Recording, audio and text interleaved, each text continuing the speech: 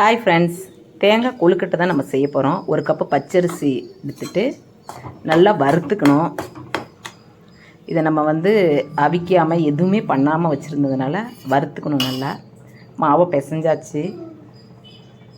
ஒரு கடாயில் நெய் விட்டு இந்த தேங்காய் கலச தேங்காய் ஒரு 15-20 நாளாக அது எதுவுமே என்னால் செய்ய முடியல. இப்போ தான் செய்கிறேன் நான். இதை நல்லா வறுத்துக்கணும். வெல்லம், அச்சு வெல்லம் தான் போட்டிருக்கிறேன். இதில் அச்சு வெல்லம் தான் இப்போ போட போகிறேன்.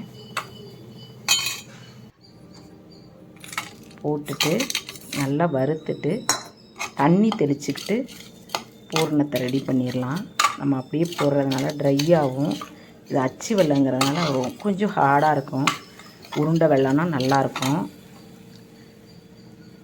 இப்படி ரெடி பண்ணிக்கணும் பூரணத்தை. கலசம் நம்ம வச்சுட்டு கலசத்தை அந்த தேங்காய் எத்தனை நாளாக ஆனாலும் கெட்டு போகக்கூடாது. 1 மாதம் கழித்து உடைச்சாலும் அதில் தண்ணி தான் ட்ரை ஆகிருக்கணும். தேங்காய் கெட்டு போகக்கூடாது. பூரணம் ரெடி ஆயிடுச்சிங்களா? நம்ம கொழுக்கட்டை செய்ய ஆரம்பிச்சிடலாம்.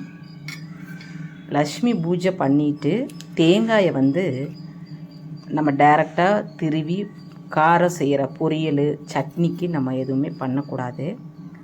பூஜை முடித்து அடுத்த நாள் கலசத்தை தீபாரணை காமிச்சு எடுத்ததுக்கப்புறமா இது மாதிரி ஏதோ ஸ்வீட்டு, பால் கொழுக்கட்டை எது செஞ்சு நம்ம பக்கத்து வீடுங்களுக்கு, குழந்தைங்களுக்கு கொடுத்தோம்னாக்க நம்ம செஞ்ச பூஜையோட பலன் நிறைவாக இருக்கும். அது நம்ம என்ன வேண்டுதலுக்காக பண்ணமோ அது நமக்கு அந்த பலன் நமக்கு கிடைக்கும்.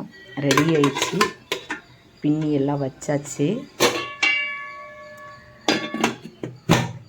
கலசத்தோட பூஜை நம்ம முறைகளெல்லாம் கரெக்டாக செஞ்சுட்டு